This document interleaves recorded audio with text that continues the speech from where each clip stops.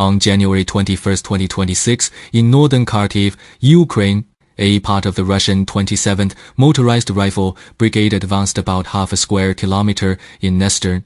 continuing to expand the buffer zone. Soldiers of the Russian Army's Northern Group revealed that the construction of a buffer zone on the more than 500-kilometer-long border in northern Ukraine has not made much progress for a long time due to the lack of reserve forces on both sides. Some unit commanders use the power to assign tasks to make money, and some blindly command, which is also a factor that leads to slow progress. Although the combat troops are well paid,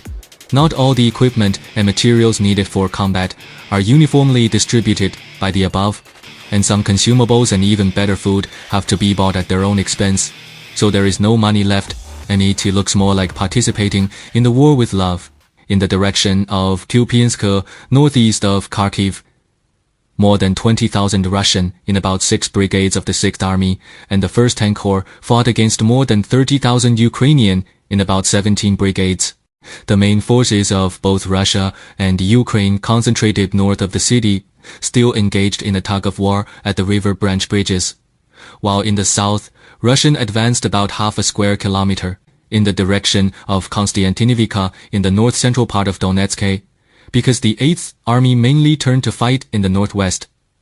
Russian has about 16 brigades of about 55,000 people in the 3rd, 18th and 51st Armies, fighting against about 10 brigades and 20,000 Ukrainian, and began to make significant progress. The 150th Motorized Rifle Division advancing about 4 square kilometers in the south of the city,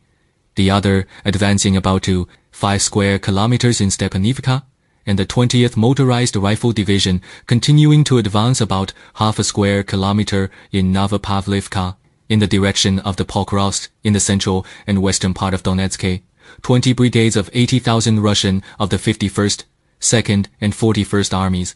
fighting against about 20 brigades with 35,000 Ukrainian, expanding the control area by about 1 square kilometer east of Hrishine, and recapturing the 1 square kilometer position recovered by Ukrainian yesterday. In the northeast of Zaporizhzhia, more than 9 brigades of more than 30,000 Russian from the 5th, 35th, and 36th Armies, fighting against about 10 brigades and 20,000 Ukrainian. The 5th Army had a frontal attack of about 2 square kilometers, and the 35th Army attacked Ukrainian from the flanks of the main line of defense from the north to south, advancing about 5 square kilometers. 80 this time, the 58th Army in the west had already advanced eastward, forming a two-way attack on Orikhiv. If Ukrainian cannot bring in enough reinforcements to resist, they may be forced to abandon their last major defensive line and retreat.